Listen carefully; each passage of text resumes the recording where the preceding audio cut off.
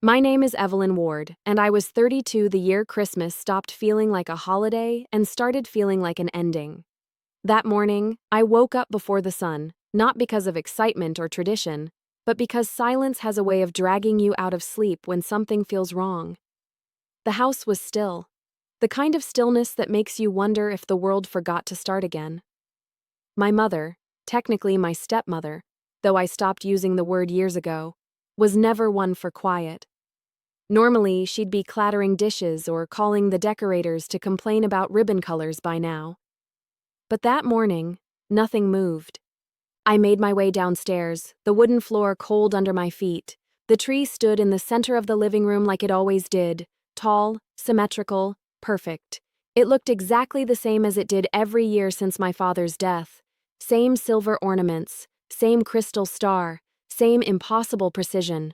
My stepmother always said Christmas should look like a magazine spread, not a memory. But that year, something about it felt off, almost too still, too deliberate. I turned on the lights and stepped closer. The ornaments shimmered faintly, reflecting pieces of my face back at me. Then, between the branches, something caught the light. It wasn't a bulb or an ornament. It was duller, more fragile. I pushed aside the needles, careful not to break anything, and that's when I saw it.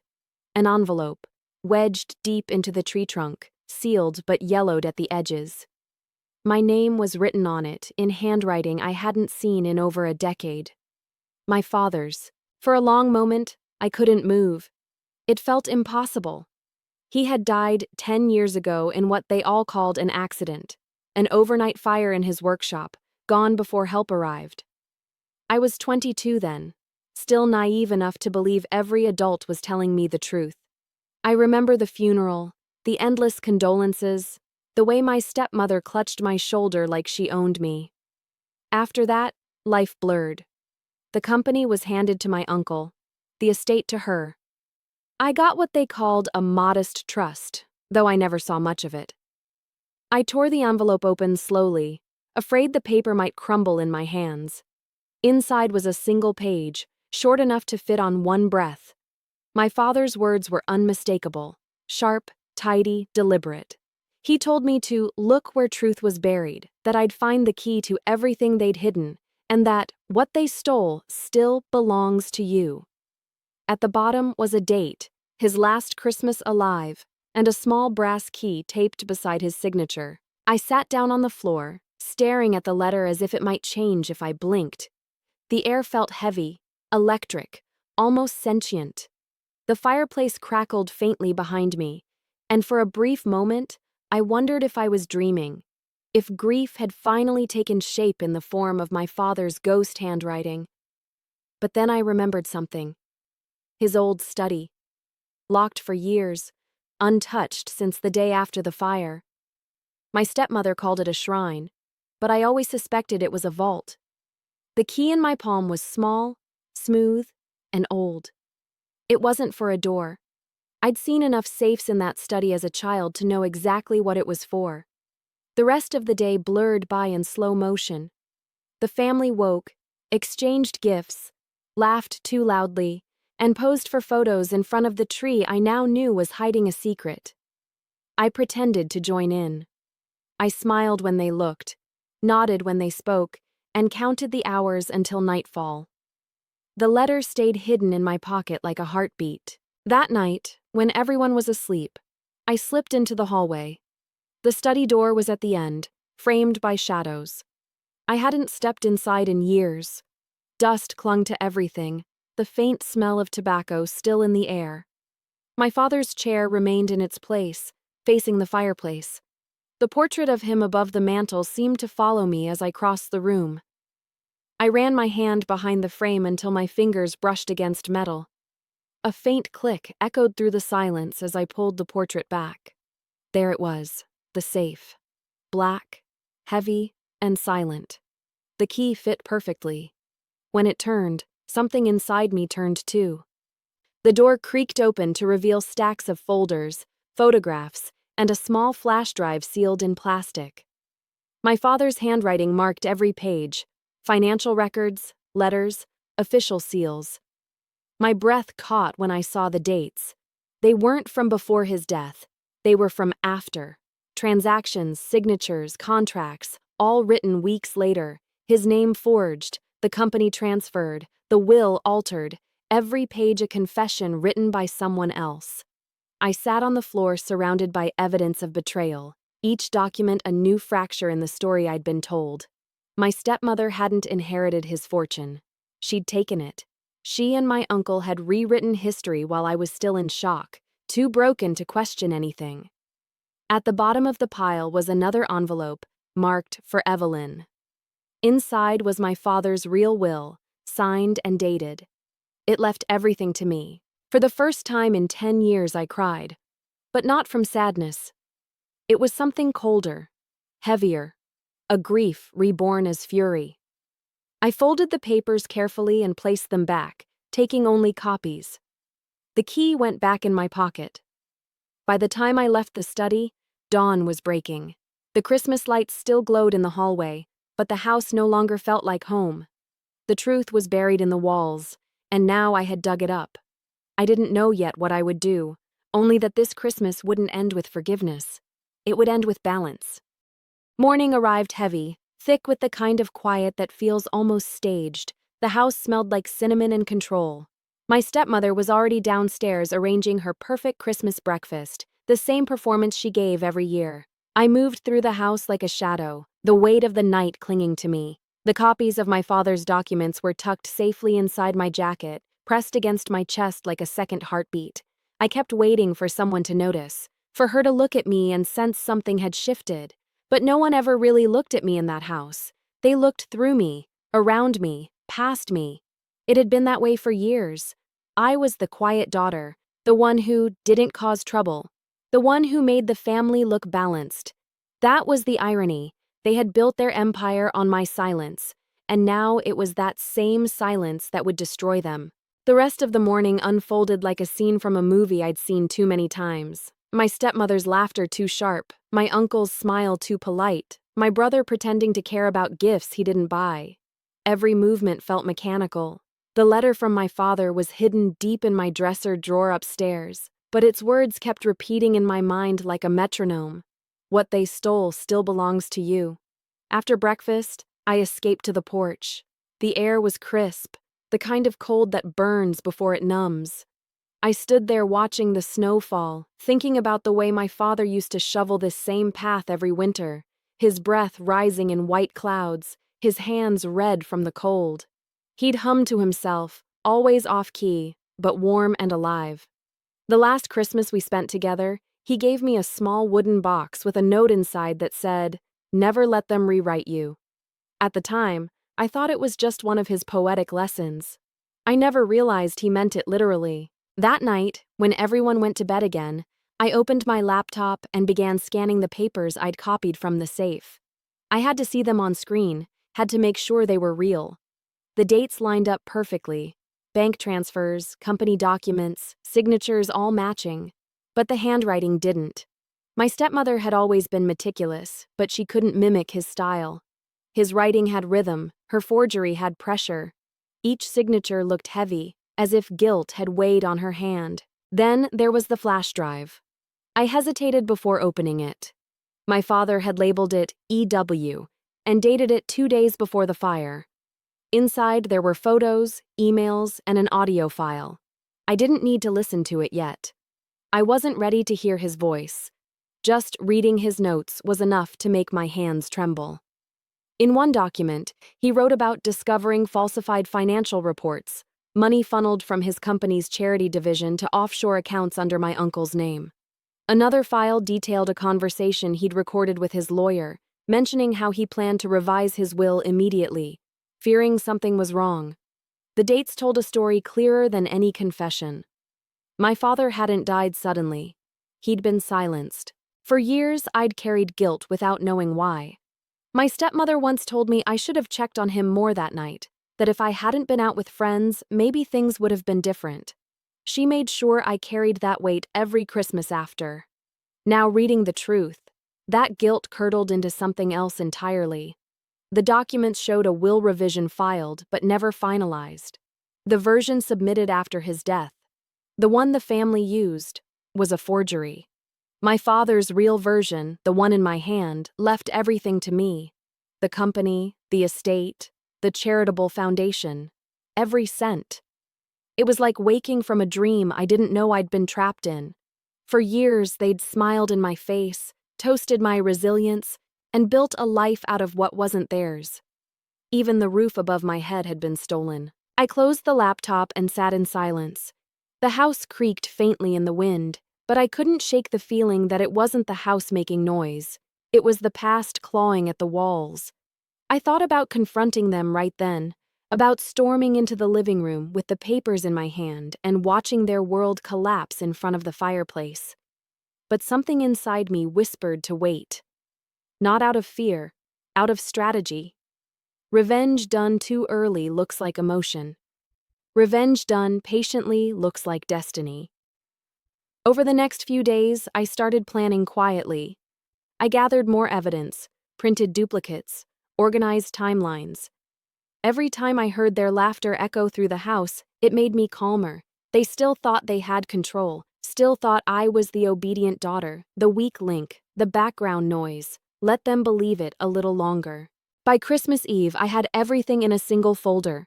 Every transfer, every forged document, every signature. I even included the letter from the tree, because that was the first truth that broke their lie. I slipped the folder into a silver box, wrapped it in ribbon, and placed it carefully under the tree. The label read simply, "For the family." When I went to bed, I couldn't sleep.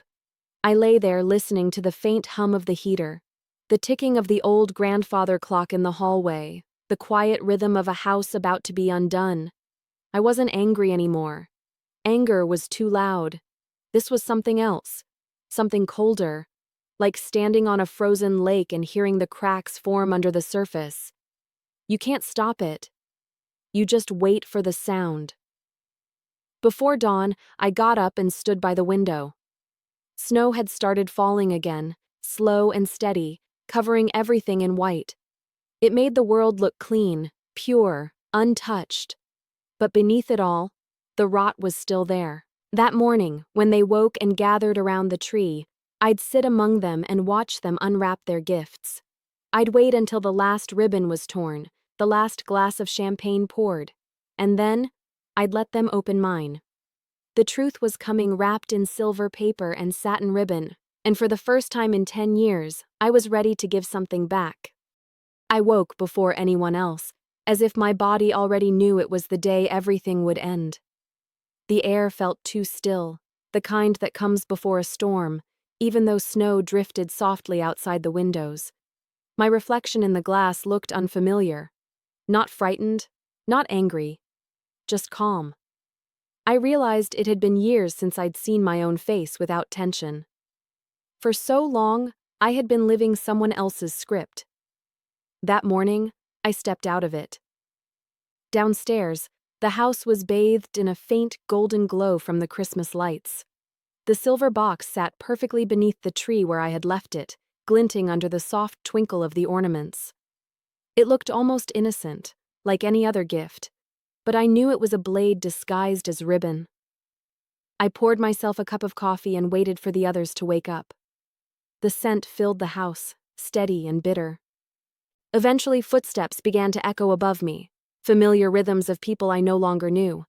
My stepmother's sharp heels, my uncle's heavy stride, the light shuffle of my brother who still acted like a child even in his 20s. The symphony of hypocrisy was rehearsed and predictable. I sat quietly as they descended, smiling when they looked my way. It was the smile I had practiced for years, the one that said, "I belong here," when I never did. They gathered around the tree, complimenting each other's gifts, admiring the decorations, praising the perfection of a day that was built entirely on lies. I observed them as if from another world, detached and still. The silver box waited patiently among the glittering paper and boughs. I wondered for a moment if any of them even noticed it, if they would touch it, or if it would remain there, unopened, until I forced it into their hands. The moment came sooner than I expected. The last gift had been unwrapped, and the room filled with the dull hum of post-celebration chatter. My heart pounded, but not from fear. It was anticipation, like standing at the edge of a cliff and knowing you've already decided to jump. I reached under the branches, lifted the box, and placed it on the table. No one paid attention at first. Then, slowly, they did. I didn't move as they noticed the label. For the family. The words were simple, polite, even warm.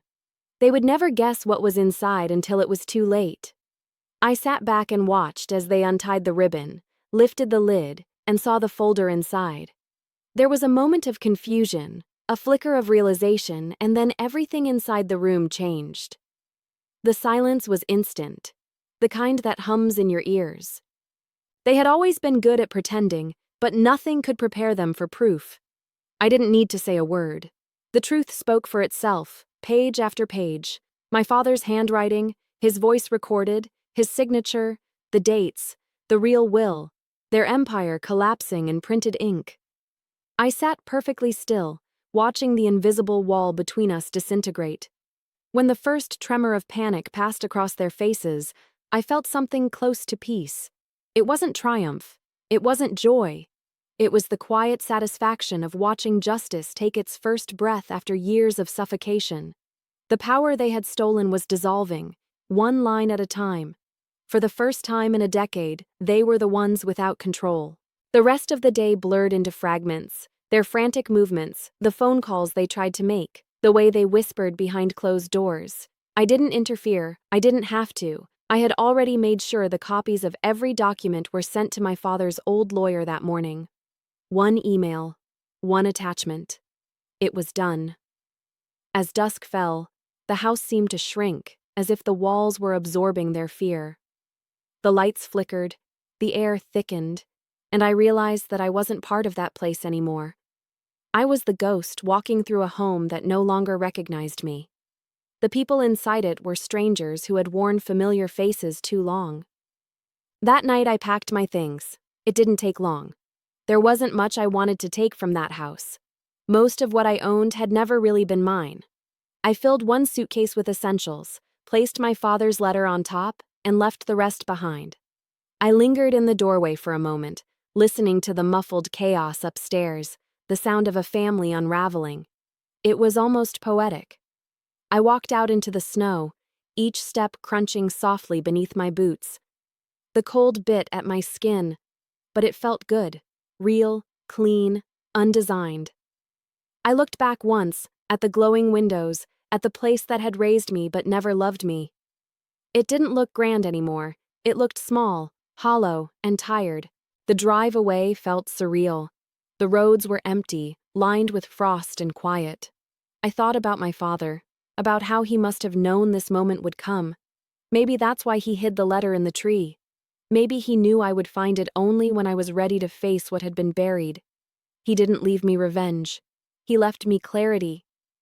When I reached my small apartment in the city, the world felt lighter.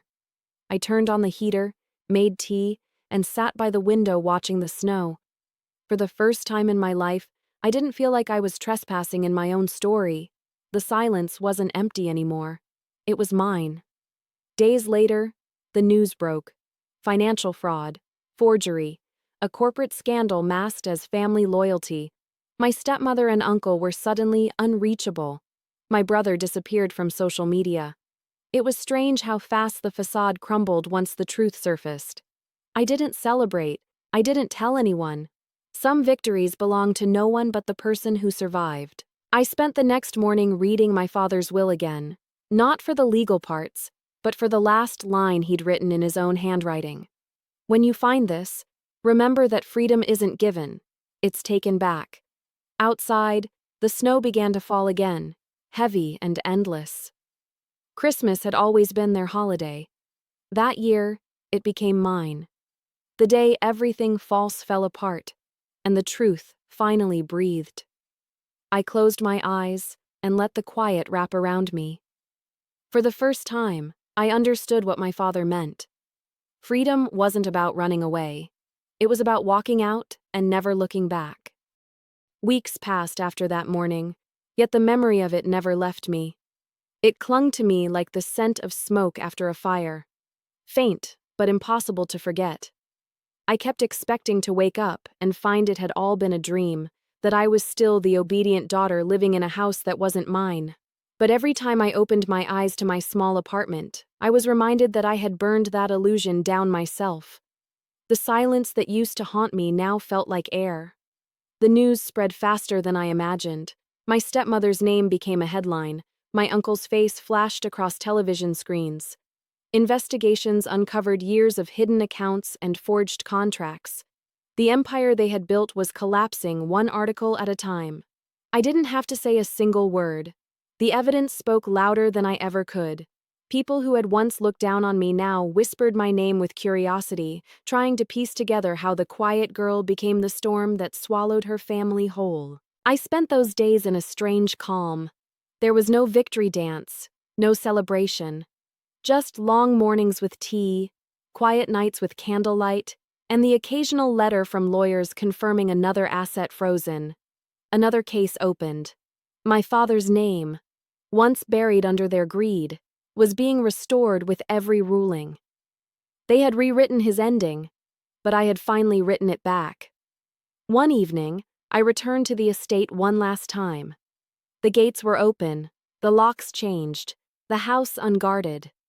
Snow had gathered in the corners of the courtyard like dust, untouched and cold. It no longer felt like the place I grew up in. It felt like a monument to a lie. I walked through the front door, the sound of my boots echoing through the empty halls. Every room looked stripped of life, the furniture covered, the air stale. The Christmas tree was still standing, dry and colorless, its ornaments dull beneath a layer of dust. The lights were dead, the branches brittle. I reached into it and found the space where my father's letter had been hidden. The needles pricked my skin, sharp reminders of the moment everything had changed. For years, that tree had been their centerpiece, the symbol of a perfect family. Now it was just a skeleton of glitter and ghosts. I sat on the floor for a while, letting the silence settle around me. The house creaked like it was breathing, like it recognized me for the first time. I thought about all the Christmas mornings I had spent pretending to belong, smiling when I wanted to disappear, laughing when I wanted to scream. I thought about my father's laugh, his warm hands, the way he always said that truth had its own gravity. He was right. No matter how deep they buried it, it found its way back to the surface. Before I left, I walked into his old study. The safe stood open, empty now. But I could still feel the echo of that first night, the tremor in my hands, the fear turning to resolve. I placed a single thing inside before closing it again. His letter, folded carefully, and a note of my own. I didn't write much. Just a few words to the man who had trusted me to finish what he started. It felt right to leave it there, locked in the same darkness that had once hidden the truth.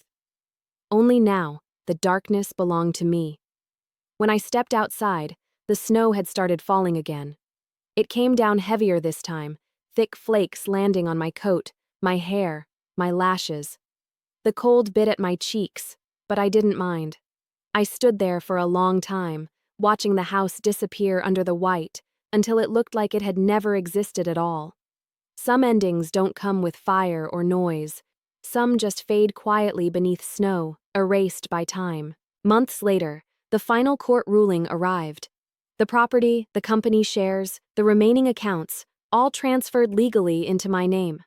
My stepmother and uncle faced charges. My brother vanished to another city. None of it brought joy, only stillness.